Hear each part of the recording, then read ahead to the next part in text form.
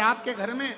छोटा सा शिवलिंग विराजमान, निवेदन है जहां पर भी शिवलिंग आपके घर में विराजमान है, अगर छोटी सी कटोरी में एक बेलपत्र को आप नीचे रखिए, छोटी सी कटोरी उस बेलपत्र के ऊपर रखकर उसमें थोड़ा सा मधु शहद शंकर भगवान की साक्षी में शिव जी के सामने अगर शुक्रवार की शुक्रवार रखना प्रारंभ कर दो, धीरे धीरे संपदा की वृद्धि अपने आप होना प्रारंभ। और शुक्रवार के दिन माता लक्ष्मी के लिए अग्नि में आहुति दीजिए। महाराज, शाम के समय पर सूर्यास्त के पहले शिव महापुराण की कथा कहती है, अग्नि पुराण कहती है, नर्मदा पुराण कहती है, लिंग पुराण कहती है कि बेलपत्री के वृक्ष के नीचे, नीचे तो नीचे वो भी जाने दो, यहां तक वर्णन किया शिव महापुराण में तो कि बेलपत्री का जो फल होता है ना, बेल फल जो होता है,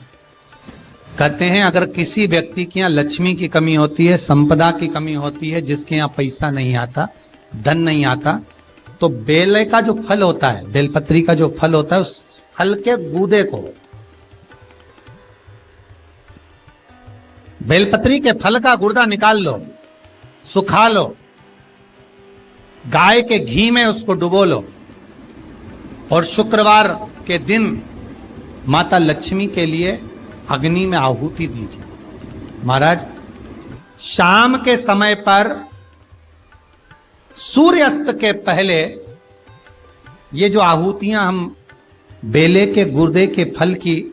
गाय के घी में डुबोकर माता लक्ष्मी और भगवान विष्णु के नाम से देते हैं, महाराज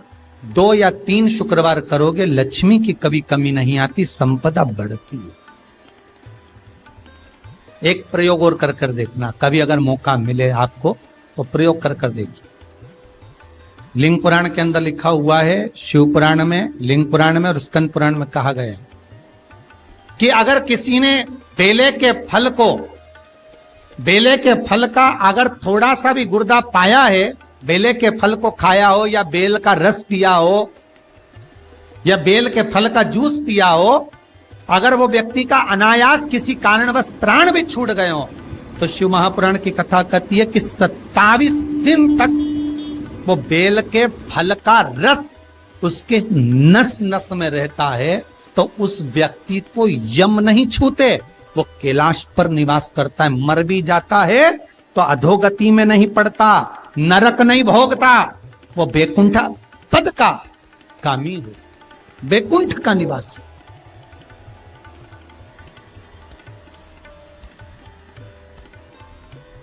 वैकुंठ का निवास।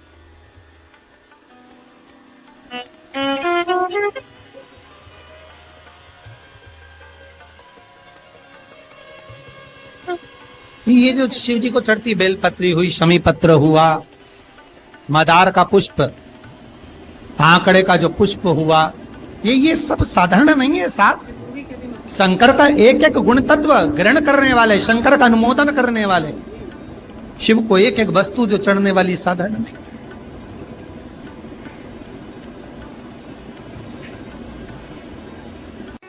जिसके घर में संपदा की कमी होती है, जिसके घर में कर्जा बढ़ जाता है, लक्ष्मी नहीं आती, बहुत टेंशन की जिंदगी जीता है मनुष्य, व्यापार चल नहीं रहा, बहुत तकलीफ का जीवन चल रहा होता है, तो आज भी नियम है महाराज कि सोमवार, शुक्रवार, ये 2 वार ऐसे हैं, इन 2 वार को यदि कटोरी में थोड़ा सा शहद रखकर, मधु रखकर, यदि लक्ष्मी जी का स्मरण किया जाए और माता लक्ष्मी जी का स्मरण कर कर एक लाल पुष्प उस कटोरी के सम्मुख में माता लक्ष्मी का नाम लेकर रखा जाए और बाद में वही शहद, वही मधु और वही पुष्प सोमवार का दिन और शुक्रवार के दिन लक्ष्मी का पूजन कर कर, स्मरण कर कर, दूसरे दिन शुक्रवार के दिन पूजन करें, शनिवार के दिन उस मधु का, उस पुष्प का विसर्जन करें, सोमवार के दिन पूजन करें, लक्ष्मी जी का स्मरण कर कर और मंगलवार के दिन अगर विसर्जन करें, 5 या 7 सोमवार या शुक्रवार को यदि आप मधु का भोग लक्ष्मी जी को लगाना प्रारंभ कर दें, शिव का नाम स्मरण कर कर, तो उसके घर में कभी संपदा की कमी नहीं होती। लक्ष्मी उस संपदा को बढ़ा। महाराज, हम तो आपसे निवेदन पहले भी करे, आज फिर करते। मान लो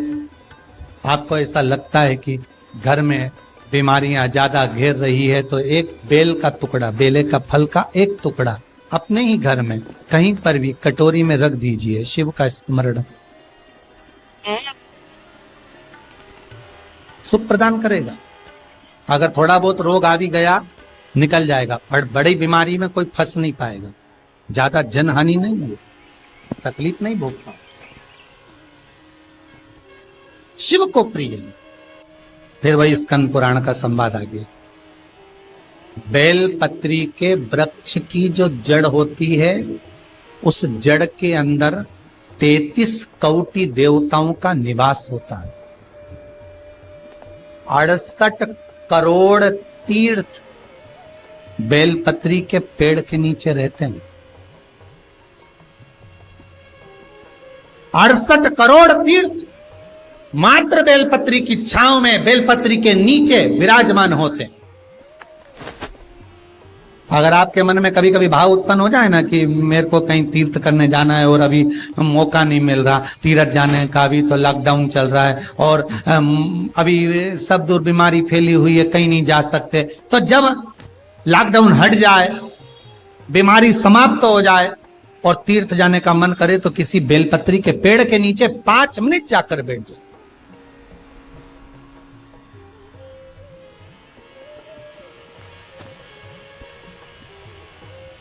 और जप लो, श्री शिवाय नमस्तुभ्यम। जितने बैठे हो टीवी के सामने प्रेम से बोलो, श्री शिवाय नमस्तुभ्यम। जितने टीवी के सामने बैठे, एक बार फिर से बोलो, श्री, साथ में बोलो, आगे आगे नहीं, श्री शिवाय नमस्तुभ्यम।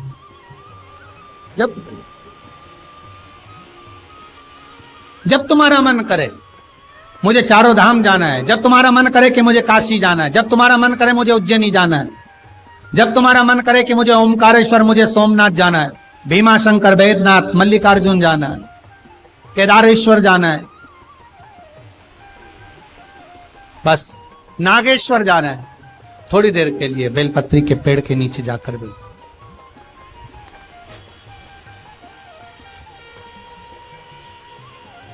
68,000 तीर्थ सब बेलपत्री के वृक्ष के नीचे विराजे। जहां पर देवराज के प्राण छूटे वहां बेलपत्री का पौधा है, बेलपत्री का वृक्ष है। हिंदू धर्म में आज भी रीति है, मरने वाले व्यक्ति, अब तो ये कोरोना महामारी में ना गाड़ी में भरे ने लेकर चले गए और जला दिया, पर पहले जो नियम था शास्त्रार्थ के अनुसार, जब कोई व्यक्ति मरता था उसको कंधे पर लेकर जाते थे, तो ले जाने के बाद में बीच राह में एक स्थान ऐसा आता था जहां पर अर्थी को उतारते थे। विश्राम स्थल पर उस अर्थी को उतारा जाता था, और वो केवल विश्राम स्थल ऐसे नहीं होता था, वहां पर बेलपत्र